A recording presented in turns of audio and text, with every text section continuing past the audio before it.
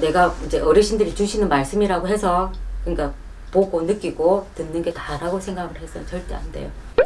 그리고 또 현생에서의 삶이 끝이라고 생각해서도 안 되고, 그래서 이제 그 답을 찾을 때까지 말 그대로 어르신들하고 소통이 될 수 있어야 돼요.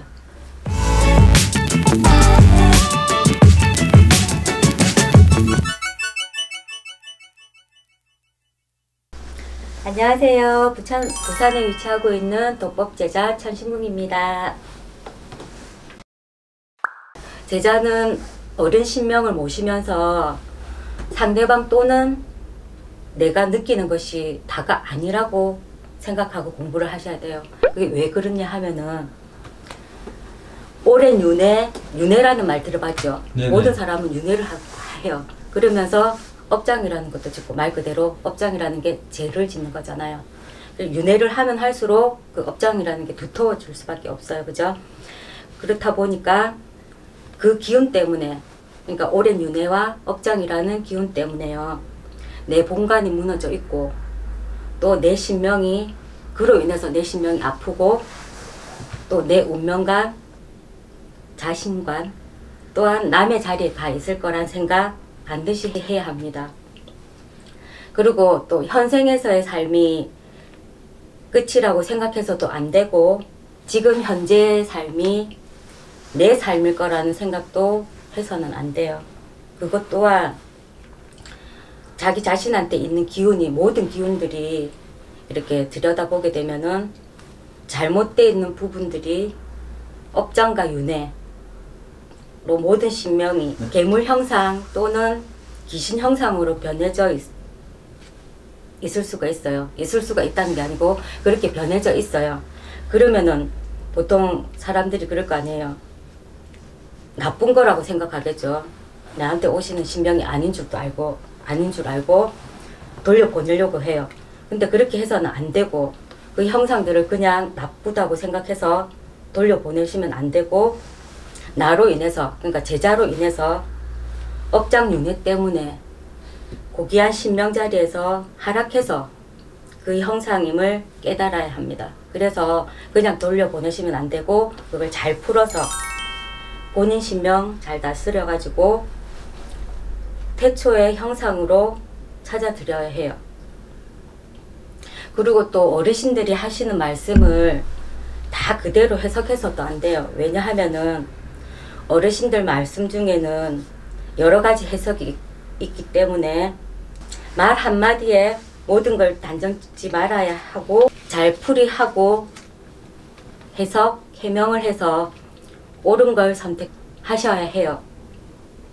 그리고 또 어르신들께서 느낌을 준다고 해서 그 느낌대로 다 행해서도 안 되는 게, 높은 공부가 있고 높은 신명이 계시고, 그렇기 때문에 하신 공부할 적에는 높은 신명 말씀을 다 듣지 못하기 때문에 말 그대로 하신들 이끄시는 대로 사는 게 맞다고 단정 짓게 되면 평생 그 굴레에서 벗어날 수가 없어요. 그리고 제자 공부는 원래 높은 신명관부터 열어서 어른들 모시고 공부가 시작돼야지만이 안전해요. 그리고 본인도, 제자도 이제 그 업장이라는 굴레에서 벗어날 수 있고요.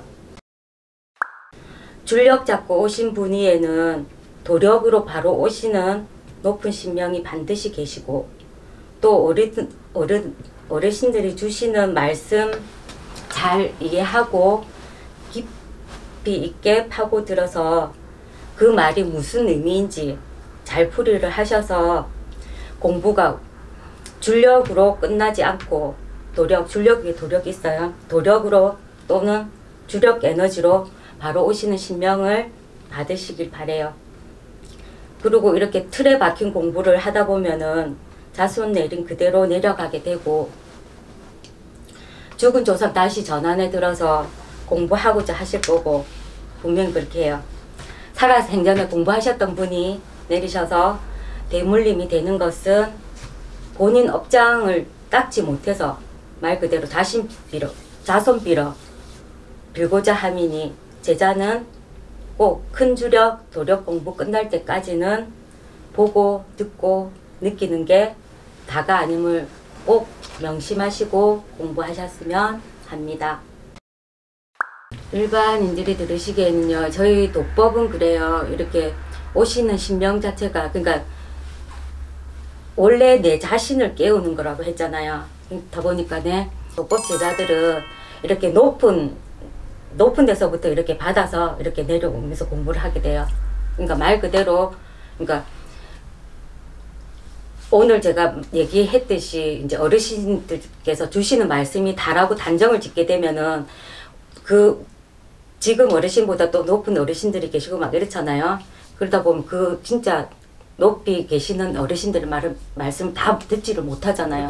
보통 이렇게 보면은 밑에서 이렇게 공부해 올라가는데 저희 도법은 안 그렇거든요. 위에서 이렇게 공부해서 내려와요. 그러니까 이렇게 보면은요, 어르신들은 그닥 이렇게 말씀을 길게 주시지 않잖아요. 그러면은 이제 한마디를 주게 되더라도 제자가 그 말 뜻을 잘 풀이를 해야 돼요. 그리고 제자가 어떻게 풀이하느냐에 따라서 어르신들이 맞잖아요. 주신 말씀에 이 제자가 어떻게 풀이하느냐에 따라서 이제 이게 맞고 아니고가 되겠죠.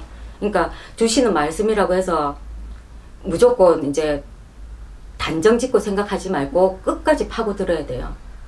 그래서 이제 그 답을 찾을 때까지 말 그대로 어르신들하고 소통이 될 수 있어야 돼요. 왜 자꾸만 높은 신명 이러냐면요, 저희 도법 공부 자체가 길어요. 그러니까 평생 해야 되는 공부거든요. 근데 이제 그걸 이제 저희 선생님께서는 그걸 압축을 하셔가지고 뭐 10년 걸릴 걸 뭐 몇 년 안에 이렇게 막 내려주신단 말이에요. 그러다 보니까 그래도 기본적인 그 공부 그게 있을 거 아니에요. 그러니까 예를 들어서 뭐 1년, 2년 막 이렇다 치면은 그래도 보통 이렇게 4, 5년은 걸려요.